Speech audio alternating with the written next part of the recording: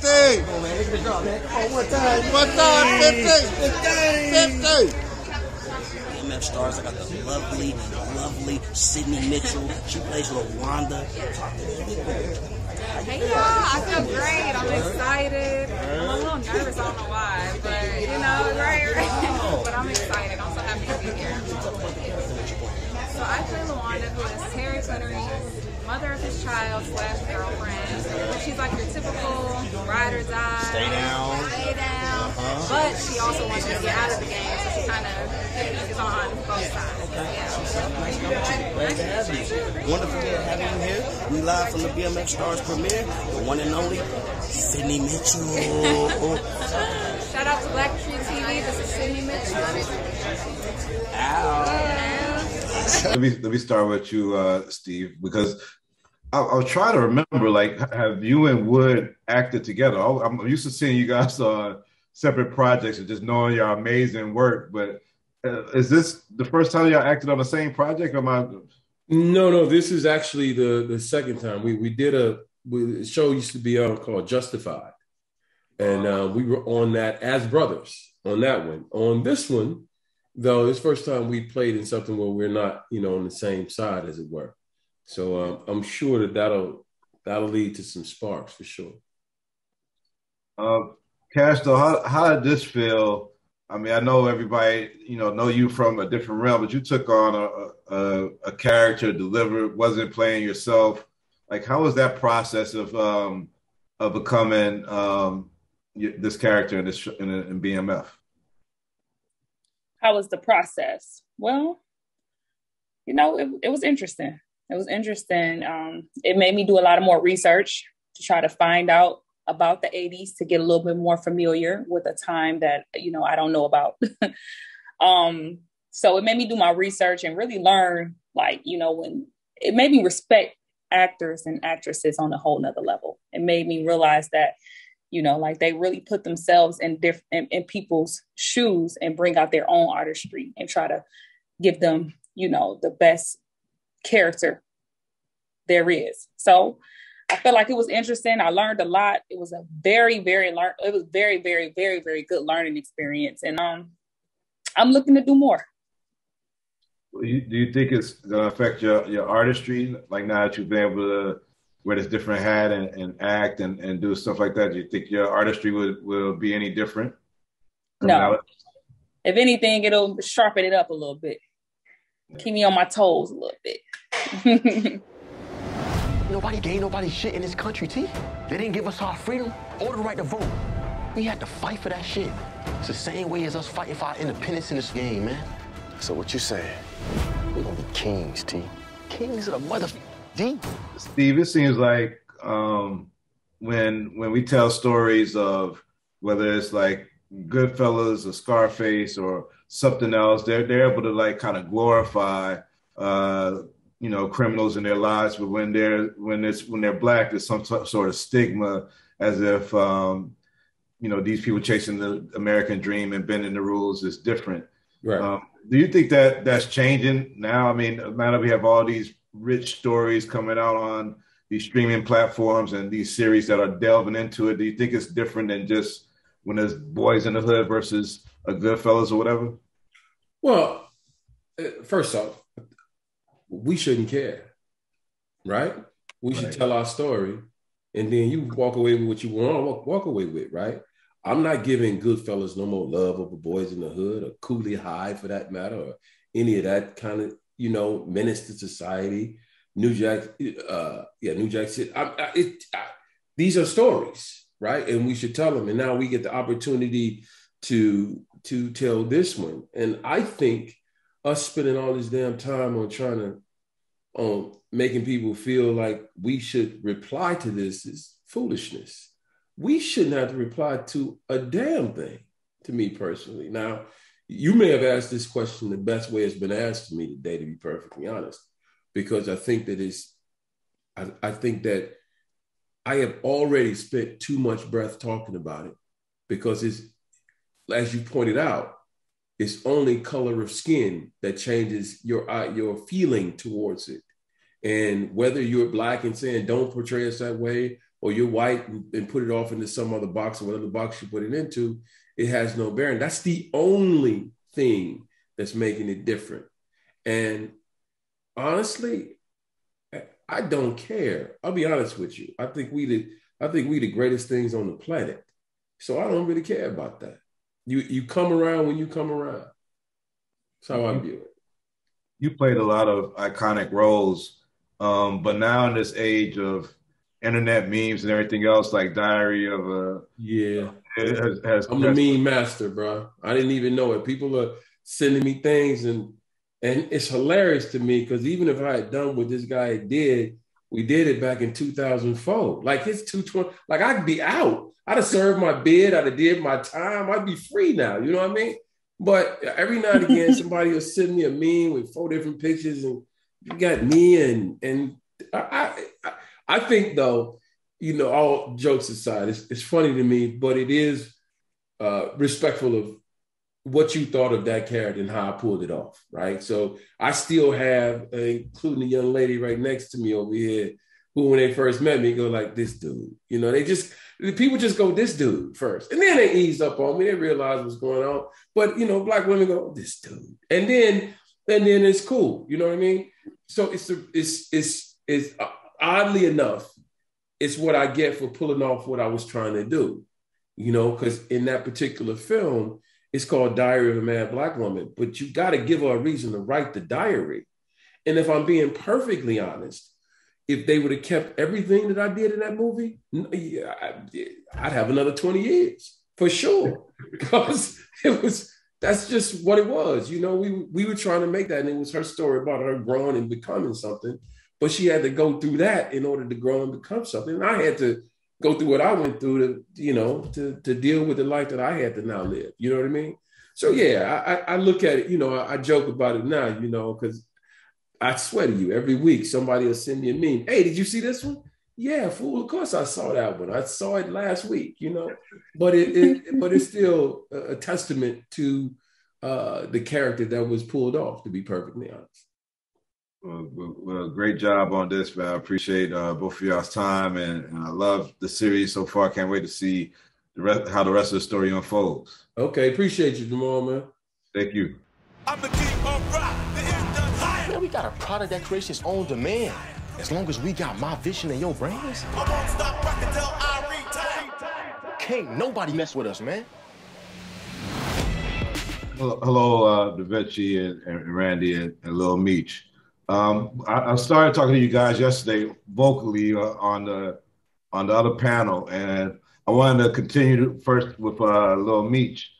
I know that there was been word that Big Meech's sentence was reduced and everything else, but I want to know from you, because I'm sure you've had conversations, what's his feelings about the show as it's unfolding and it's been released, and that there's now a trailer and people are really hearing about it. Like, what's been his reaction from, you know, just this whole story being told? Well, I feel like now that I talked to him, his whole spirits are different. Like he's happy every phone conversation now. You know, as to where before I could hear the emotions, you know, in his voice. He called me every day. Now it's just happiness. He's just proud.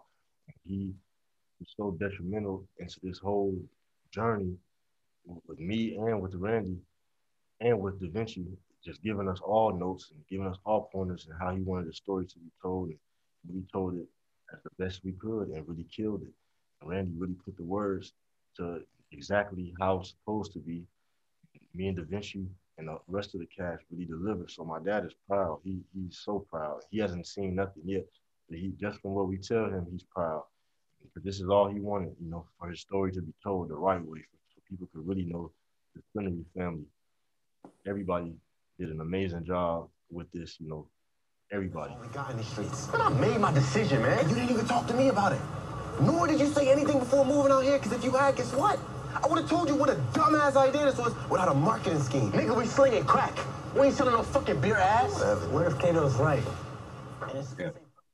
Randy, how was that first meeting when you went over and spoke to Big Meech and y'all started going over the story and you started doing the interviews? Like, how was that first meeting, and Yeah, just start with that. Yeah, it was very easy. You know what I mean? In the sense that we both were Detroiters. You know what I mean? It was easy in the sense that we're in the same age bracket. So when he said something like St. Cecilia at the basketball games, I'm like, I was there. I wanted to be a basketball player. You know what I mean? He was looking up to the D-boys. You know what I mean? But I was able to connect with him through that. And then I think the biggest thing you have to earn, trust is not given, it's earned. You know what I mean? And I think, through all the work that Lil Meech just talked about, I mean, this has been a long time coming. I mean, we're talking about me talking to Meech, me pitching the project, me selling the project, us shooting the project during a pandemic, the project getting delivered, and now it's out for the public to see in next month for the world to take. I mean, I don't think there's anything else he could feel but just like proud because his son is playing him, which is what he wanted all along. And he was like, there is no one that can play me except him. So yeah, he has to be, over the moon. They didn't give us our freedom or the right to vote. Nigga, we had to fight for that shit. It's the same way as us fighting for our independence in this fucking game, man. So what you saying? Fuck being bosses. We gonna be kings, T. Kings of the motherfucking D, man. DaVinci, like I know as actors, people take on characters and a lot of times fictitious characters, but with Southwest T and Meech and a lot of these characters still being around, how was your process of trying to deliver that character and bring it to life? Yeah, I did my homework like everyone else. Like I've researched as much as I possibly could online. Like you would have probably thought I was the feds. Like I'm trying to like snoop through everything and find as much information as possible. But having the son play his father was so pivotal because I could just talk straight to Meech, Lil Meech, and then he's giving me the pointers, everything I need, and then he put me on the phone with his pops a few times. And then, I got to meet his family. They brought me in. They took me in, received me so well. It was amazing. Like I had that environment that really just helped me to develop and turn into this character. And also, I grew up in a very similar circumstances from, Demetrius and Terry. So it wasn't something that was like, I'm not just acting, I'm like just pulling, I'm just my child, you know what I'm saying? So it's like, and because I could just relate and draw from that, and I had the external factors too, it just made everything just great.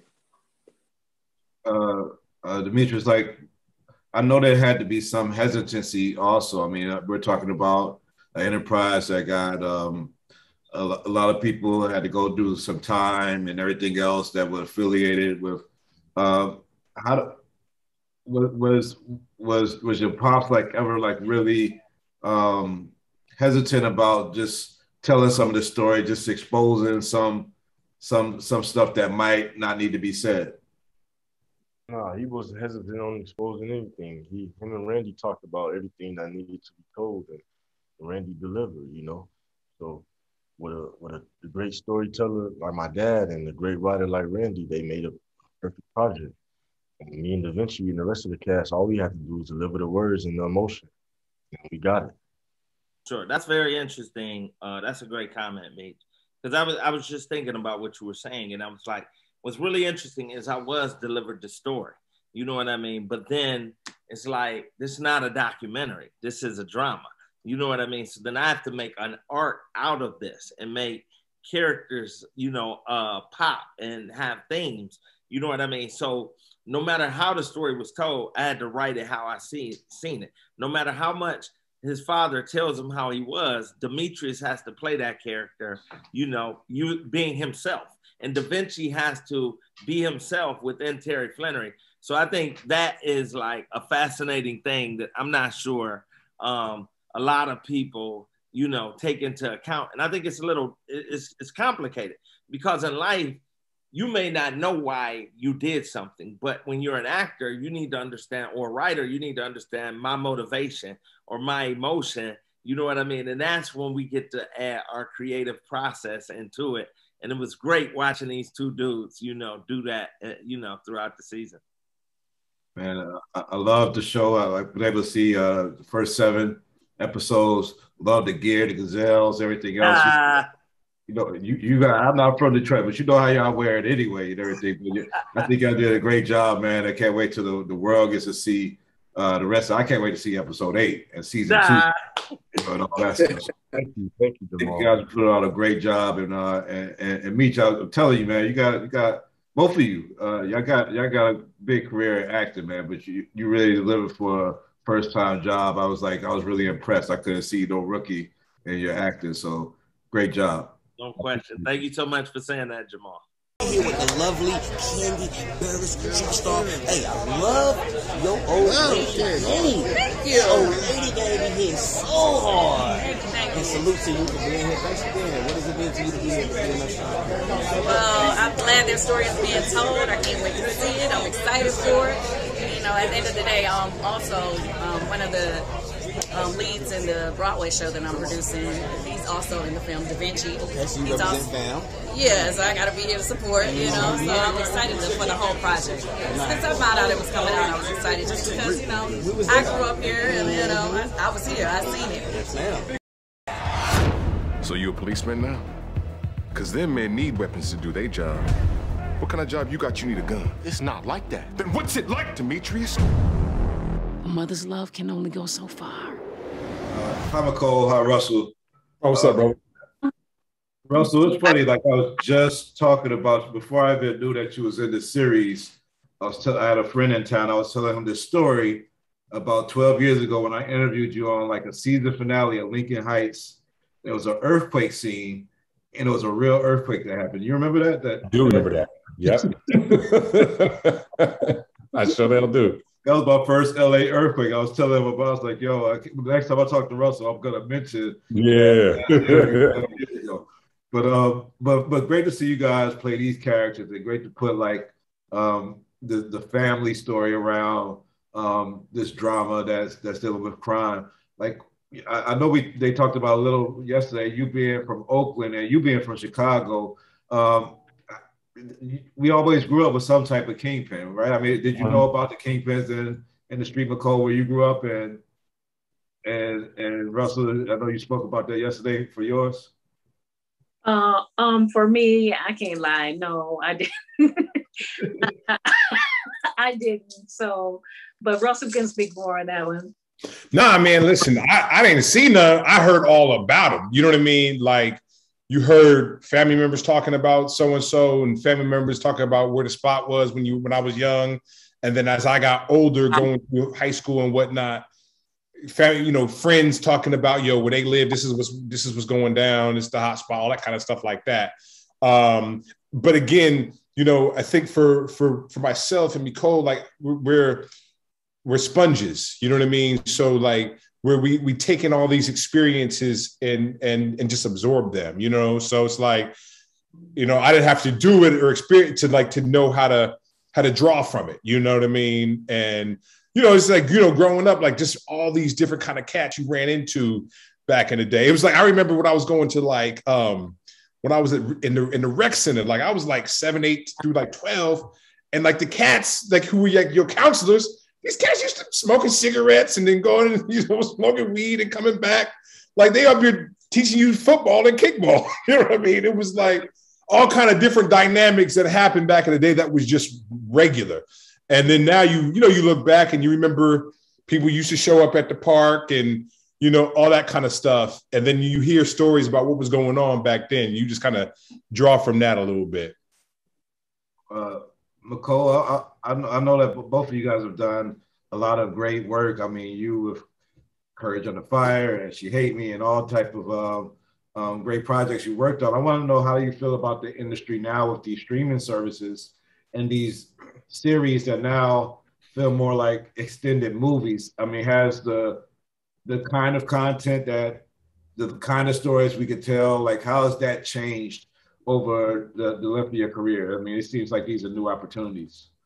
Oh yeah, I think you know, back in the 80s, you know, film and totally different. And now, you know, the streaming services have opened up so much opportunity and opportunity to be so much more creative and have so much more depth. It's just great that we get to work on this show with multi-dimensional characters that just show all these beautiful sides of Black life. And, you know, it was different, you know, family was just different in the 80s. You didn't get to see the light and the dark. It was like everything had to be more sugar coated back then. And so it's nice to really express different levels of the truth. And Russell, do you approach a character differently when you're doing research now? When you're telling something over a 2-hour feature, then when you're expanding it for kind of like a 10-hour drama, like do you approach the research to a character any different as an actor?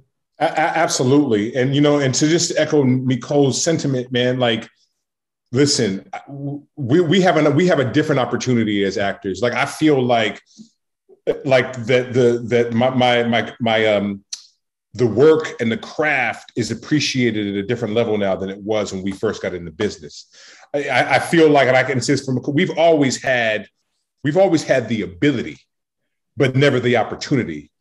You know, me and Michole come from theater. We've worked with August Wilson. I've worked with Lynn Noddy, like all these different playwrights. And when you're talking about plays and playwriting, you get to see a three-dimensionality of roles and characters.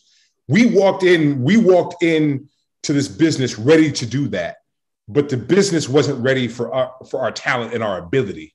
And I think now us and our peers are getting an opportunity to show the full depth and breadth of their talent and their ability on display. And so as a byproduct, we're able to tell better stories, and we're able to tell them in our voice. We're able to tell them our way, in a way that we, as Black folks, we look, step back, and we go, that looks familiar to me. That's honoring me. That's speaking to me. And I think it's, and so we now, as you said, we can show the light and the dark. We can show the positive and the negative. We can show the dichotomy of who we are, and really tell an honest and give an honest portrayal of what that is. And so in that, I have to approach it with nothing but a truthful sense of who these people are, and pulling it from real Black life. And so, but that wasn't the case when I first got into business. You know what I mean? So we're talking about the last 7 to 10, where brothers and sisters can really dig deep and show you something, and where you step back and you go, now that's something I can feel. Well, I felt that on the screen as you playing the parents of Meech and T. I felt like y'all showing the both dimensions, and I appreciate y'all craft and all the work that y'all put in y'all career. Can't wait to see all the other work that y'all got coming. So keep on doing your thing. We'll keep on watching. And, appreciate it. I'm glad we had this interview without a little earthquake, Russell. I mean, I know that was 12 years ago. That one up. The good Lord thanks you for that benevolent offering, brother. No words, you know who the dog is. I'm sitting here with my aunt, the OG himself. Hey, man, it's beautiful.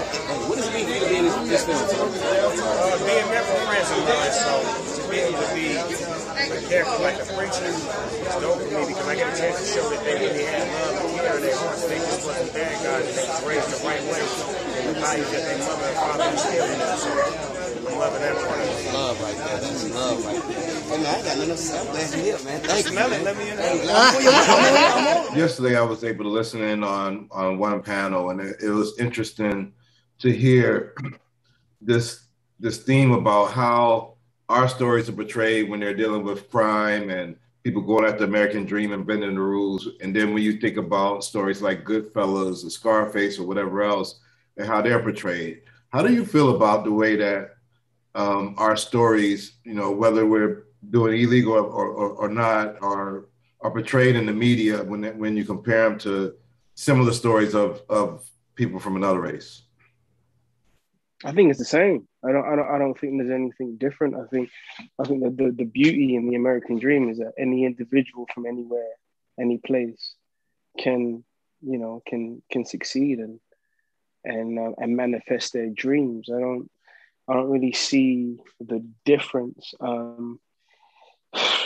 I'll be ashamed if there is like a stigma towards this. Essentially, this is all about a family, and how these boys want to make a change, make a difference in their lives within their given circumstances. And how about you, Adrian? Well, I think right now there's just like a sense of conscious awareness in our generation right now, just in the culture. And people they're kind of tired of certain stories. So I think this story is just so dope because it's real, it's authentic, it's truthful to real life situations. And not only that, but being with stars, they have majority of Black writers and women, and they have more diversity that's going on in their system. So I'm just more so excited just to see like stories being told in a different way, because you're a man or woman, just based off of your background, one story can be told, 20 ways. And so I think it's just so dope to have diversity and just to have a different sense of openness when we're creating our stories and telling them, because it also just gives the audience a chance to, take things in a way that probably has never been taken in before. Yeah, I believe that the main difference between those American dreams is what is the motive? What's the real motive behind why they aspire these dreams, the environments that they're placed in, the schooling you give, I can go in, etc. So there's a reason why they have the so-called American dream. That's why it's different. It's because what they're given, you know what I'm saying? So I just hope people will just be moved by the story to create, a sense of like empathy and just an understanding, of where we come from and how we overcome it. And that is our American dream, not how we're doing it. It's, how we overcome it, so for sure that. There's been a lot of kingpins over time. I mean, there's kingpins now whose names, kind of ring big in the streets, but were either of you familiar with Big Meech before? I mean, even before, people started rapping about him and everything else. I grew up in Atlanta, so I've seen part of the BMF movement come through the strip clubs and come through the streets of Atlanta. So I was familiar with them way before the story, but like before you guys took on these characters, were y'all familiar with the story at all? I mean, I was familiar with the story, but I think having got to shoot in Atlanta, I think I understood the cultural impact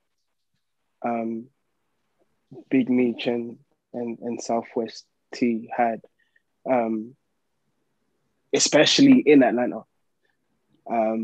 I definitely, I mean, you had celebrities, you had, local people in local communities that just highly respected them. And that were grateful for their presence, actually. And yeah, I think that's something that we made an attempt and tried to portray.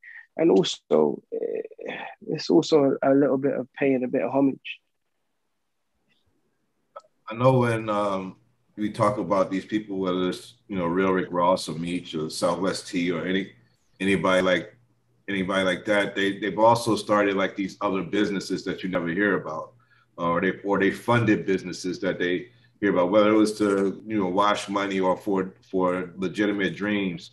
Do you guys think that once we get into towards season 2 and keep expanding on the story, that the story will start showing like some of the stuff that they invested in and did? I mean, of course, Jeezy's probably like the most iconic of Meech's investments that ended up shining on the big stage. Do you think we'll see some of that when we start going into season 2?